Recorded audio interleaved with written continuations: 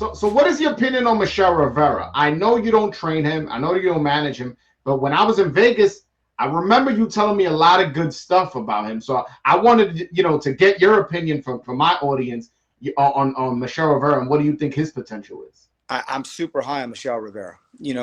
Obviously, I worked in his corner his last fight. But that being said, before that, I never worked in his corner. I don't manage him. I don't train him. I don't do anything, none of his conditioning or anything of that nature.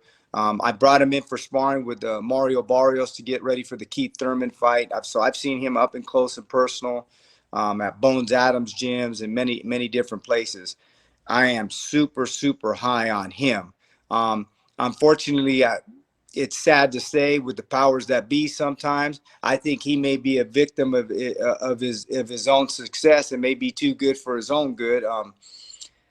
Like I said, I feel he's more than capable of beating Gervonta Davis. I feel he's more than capable of beating Issac Cruz. Matter of fact, I'd be really confident in him. Now, am I saying he's going to win 100%? No, because in professional prize fighting, as we all know, Chavez, Maldrick Taylor, you could be winning a whole fight 10 seconds ago, get hit with one shot, and the whole thing has changed. And Tank does have that kind of punching power to change a fight on a dime. We know that.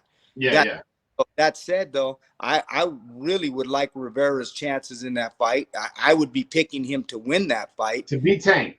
Yes, but unfortunately, I don't think he's going to get those opportunities anytime soon. I think he's going to have to hoe it at the hard way, like a Marvin Hagler or like Robert Guerrero, where, like with Guerrero, I always wanted the Marquez fight, and everybody is like, oh, Guerrero would just get mopped up by Marquez, and you're pushing for these types of fights. And then sometimes, unfortunately, I think he's in a case of like a Robert Guerrero, where people forget Robert Guerrero turned pro as a 122 pounder. Fought in the amateurs at 106. Our first world title fight was at 126. Then we won the world title at 130. I always wanted the fight with Marquez at 35 or 26 or whatever. We could never get the fight. Everybody says, oh, Guerrero, he hasn't done anything. And I think Rivera's kind of in that type of a category. Yeah. I remember Caceres fighting Marquez, almost knocking him out. We fought Marquez after that, and Guerrero played with Caceres.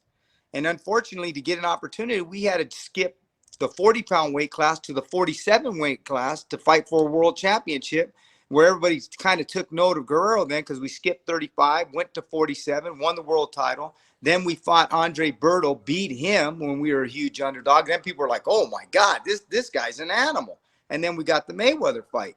But it's weight classes removed from where he really should be fighting at. You know what I mean? So you fear – and I think Rivera, unfortunately, he's in the same boat as Guerrero was at this point in his career.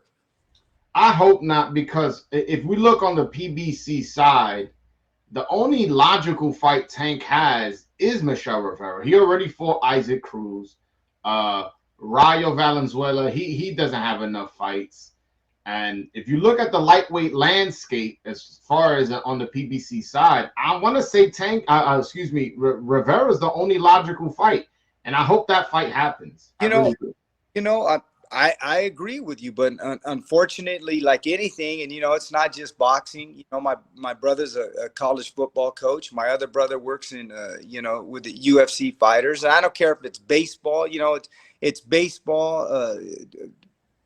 Politics or home field advantage. In baseball with the Yankees, right field is very, very short, and there's no wonder they got a lot of lefties in the lineup, right? So you're kind of going at a disadvantage. You go play Yankees at Yankee Stadium, and they got 6 lefties in the lineup.